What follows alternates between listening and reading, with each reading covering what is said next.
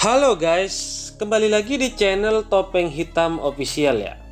Bagaimana kabar kalian hari ini? Semoga selalu sehat dan banyak rezeki ya guys. Kali ini saya akan mereview sebuah film action yang sangat seru untuk kita kupas tuntas. Film tersebut berjudul Blade 2. Pada video sebelumnya saya telah membahas alur cerita Blade 1 yang mana menceritakan tentang manusia setengah vampir yang menumpas habis vampir jahat. Oke, biar tidak lama-lama langsung kita gaspol aja ya guys. Sequel kedua film Blade ini membuka adegan pada Pariska Blood Bank, tempat bagi para manusia yang ingin mendonorkan darahnya. Namun bank ini menyediakan dan mendistribusikan darah yang ada untuk para vampir. Seorang pendonor bernama Jared tiba-tiba menyerang dan membunuh semua orang dalam bank tersebut. Ternyata Jared adalah vampir, tapi vampir yang sangat berbeda dengan vampir yang lainnya. Di sisi lain, Blade terus memburu para vampir sambil melacak keberadaan Whistler. Untuk itu, ia telah mengelilingi hampir seluruh dunia. Blade mengetahui bahwa Whistler belum mati dan telah berubah menjadi vampir. Ia bermaksud untuk menemukan Whistler dan memberinya kesempatan untuk menjalani hidup sekali lagi bagaimanapun keadaannya. Blade berhasil menemukan keberadaan Whistler dan membawanya ke markas. Di situ, Blade telah memiliki seorang asisten baru bernama Scott. Kemudian Blade menyuntikkan sebuah serum retrovirus yang mampu membunuh sel-sel vampir dalam tubuh seseorang. Untungnya serum tersebut mampu memulihkan Whistler dan pria tua itu kembali bergabung bersama Blade serta Scott untuk memerangi para vampir. Tiba-tiba Scott mendeteksi dua sosok menyelinap ke markas mereka. Blade menghadangnya dan bertarung dengan dua sosok berkemampuan bela diri tinggi tersebut. Namun satu di antara kedua sosok tersebut menghentikan pertarungan dan memulai sebuah pembicaraan. Kedua sosok tersebut memperkenalkan diri kepada Blade. Salah satunya adalah seseorang wanita bernama Nisa dan seorang laki-laki bernama Asad. Mereka mengatakan bahwa Eli Damaskinos, penguasa para vampir, mengirim mereka untuk menawarkan sebuah kerjasama dengan Blade. Singkatnya, mereka ingin Blade membantu memerangi sekelompok vampir jenis baru yang disebut Reaper. Lalu Nisa dan Asad mengantar Blade, Whistler, dan Scott untuk menemui Eli Damaskinos. Di kediaman penguasa vampir itu, Eli memberitahu Blade betapa berbahayanya makhluk bernama Reaper. Makhluk tersebut tidak hanya memangsa manusia, tetapi para vampir sendiri. Bahkan populasi vampir telah jauh menurun sejak keberadaan para Reaper terdeteksi. Uniknya, Reaper ini memiliki kekebalan terhadap perak dan sinar matahari, sebagaimana Blade sendiri. Melihat potensi Reaper yang mengancam baik kehidupan manusia maupun vampir, Blade pun bersedia membantu memerangi mereka. Kemudian Nisa dan Asad mempertemukan Blade dengan sebuah tim bernama Blood Pact. Blood Pact merupakan tim elit yang beranggotakan sekelompok orang berkemampuan tinggi. Mereka adalah Reinhardt, Chupa, Snowman, Priest, Verlaine, dan kekasihnya Lichthammer, termasuk juga Nisa dan Asad.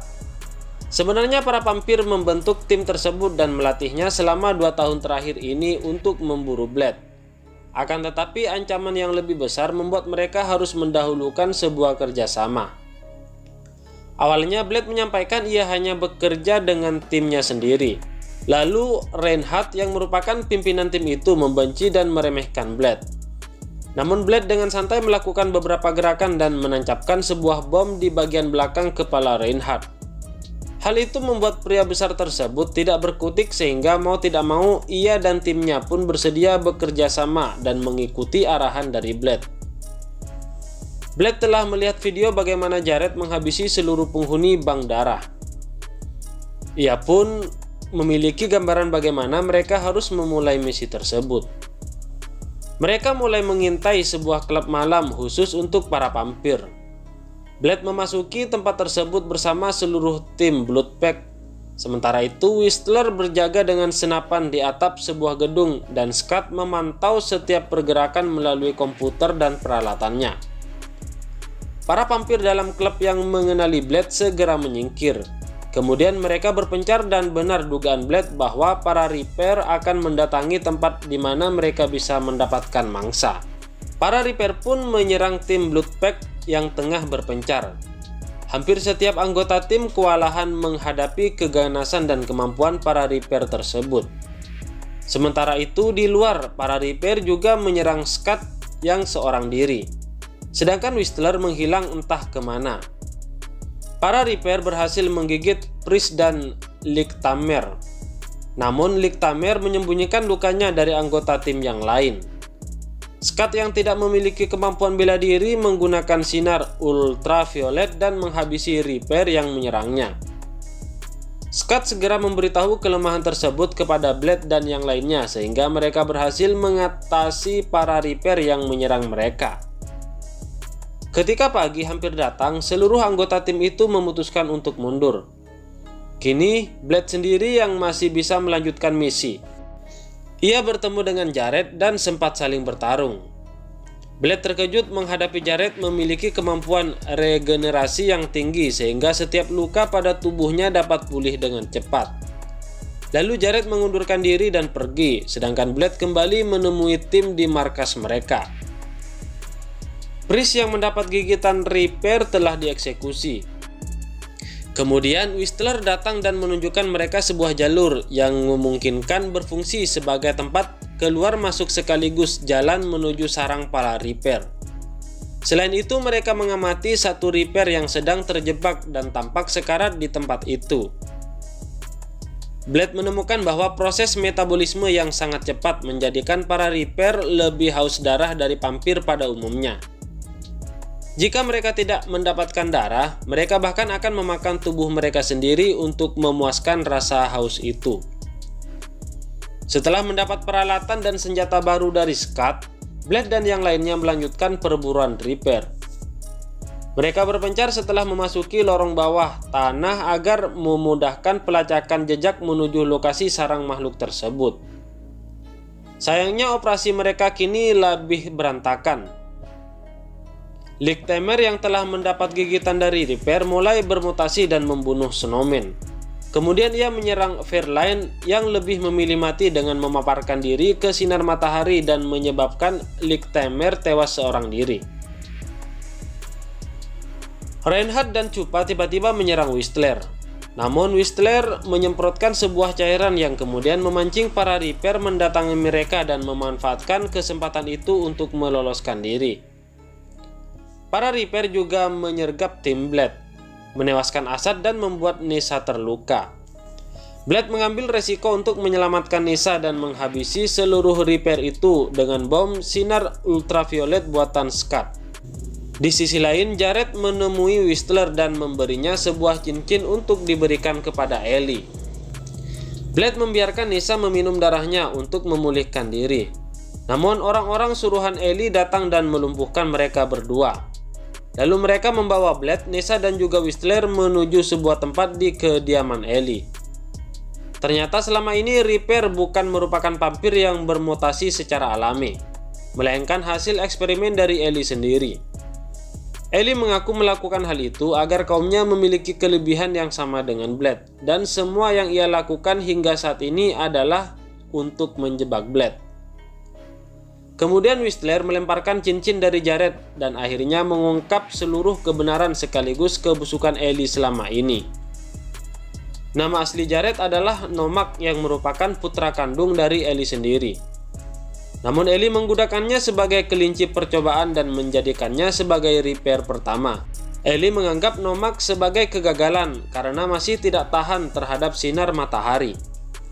Oleh karena itu, Ellie membuang Nomak dan membuat Nomak menjadi dendam kepadanya. Nyssa yang juga merupakan anak dari Ellie sangat marah akan hal itu dan meninggalkan mereka. Kemudian, Reinhardt melumpuhkan Blade dengan menembak kakinya.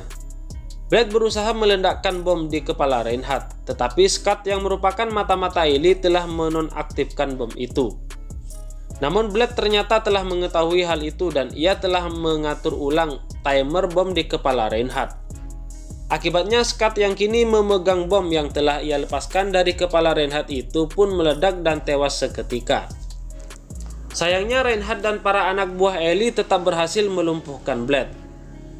Situasi semakin buruk karena Nomak berhasil menyusup dalam tempat tersebut. Dengan mudah, Nomak membantai pasukan penjaga tempat itu dan mulai memburu Ellie sang ayah. Sementara itu, Whistler berhasil meloloskan diri dan membebaskan Blade sebelum anak buah Ellie memanfaatkan bagian dari dirinya. Whistler membawa Blade yang telah lemah dan menceburkannya ke sebuah kolam berisi darah agar ia dapat memulihkan diri. Blade yang telah pulih pun bangkit dan berhadapan langsung dengan Reinhardt. Dengan satu tebasan, Blade membunuh Reinhardt dan melanjutkan aksinya memburu Nomak. Sayangnya, Blade hampir terlambat karena Nomak telah membunuh Ellie dan membuat Nessa terluka dengan gigitannya. Maka Blade pun bertarung melawan Nomak. Nomak membuat Blade kewalahan dengan kemampuan penuhnya sebagai Reaper. Berulang kali ia berhasil membanting dan menjatuhkan Blade. Alasan sulitnya membunuh Reaper adalah tubuh mereka yang telah banyak mengalami perubahan. Salah satunya tumbuhnya semacam kerangka kecil khusus yang melindungi bagian jantung sisi Reaper. Namun hal itu bukan masalah bagi Blade yang memiliki keahlian tinggi dalam menggunakan pedang. Maka setelah mendapatkan pedangnya kembali, Blade pun dengan tepat menusukkannya melalui celah di antara tulang, menembus jantung Nomak dan membuatnya tewas. Blade menghampiri Nessa yang sekarat. Ia tak mungkin menyelamatkan Nessa dengan kondisinya yang sekarang. Maka Blade pun menuruti keinginan terakhir Nessa untuk melihat sinar matahari dengan kedua matanya. Blade menggendong wanita itu dan membawanya ke balkon tepat saat matahari akan terbit dari ufuk timur. Kemudian bersamaan dengan menyingsingnya fajar, tubuh dan wajah Nessa yang cantik perlahan-lahan terbakar dan musnah di pangkuan Blade. Dan film Blade 2 pun berakhir.